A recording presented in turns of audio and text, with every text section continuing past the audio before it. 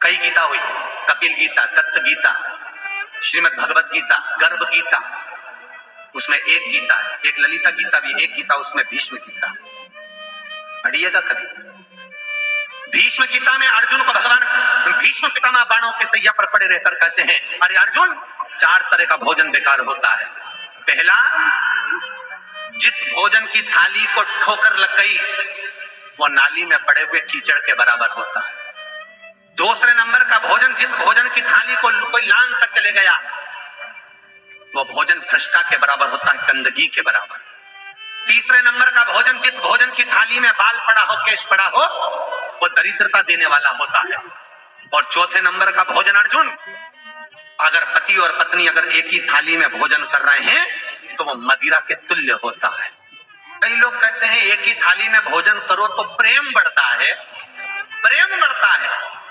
शिव महापुराण की कथा कहती है, पति और पत्नी अगर एक ही थाली में भोजन करते हैं, एक ही थाली में अगर पति और पत्नी भोजन करते हैं तो उस घर की दशा देखिएगा। उस घर के बच्चे कभी भी विद्या में उत्तम नहीं निकल सकते, उस घर के बच्चे कभी भी मार्गी नहीं निकल सकते, मार्ग से विचलित ही निकले, क्योंकि मदिरा के नशे में पैदा हुए। सुन अर्जुन, सुन, यदि बेटी कुंवारी है और बाप के साथ में बैठकर भोजन करती है तो उस बाप की कभी अकाल मौत नहीं होती है, क्योंकि बेटी बाप के काल का हरण कर देती है। बेटी कुंवारी है, बेटी की शादी हो जाए जब भले वो पिता के साथ भोजन ना करे क्योंकि गोत्र बदल गया, पर बेटी जब तक कुंवारी है बाप के साथ बैठकर भोजन करेगी तो बाप के काल को हरण कर लेती है। ये उसी तरह जैसे एक गाय ब्याह गई हो और एक गाय कुंवारी हो। महाराज, ब्याही हुई गाय का गोबर से लीपने से ज्यादा फलदायी होता है कुंवारी गाय का गोबर से लीपना, वो ज्यादा फलदायी।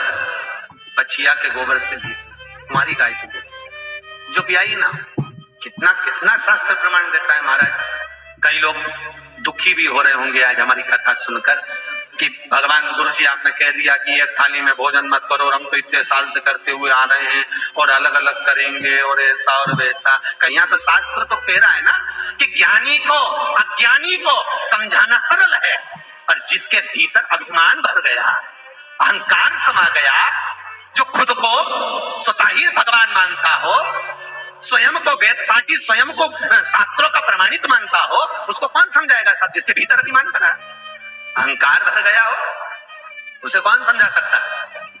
हम तो केवल इस व्यासपीठ से उतना ही कह देते हैं जितना इस कथा पुराण में लिखा है। उसके बाद मर्जी आपकी, आप सुधरो कि सिद्धरो, आपकी मर्जी।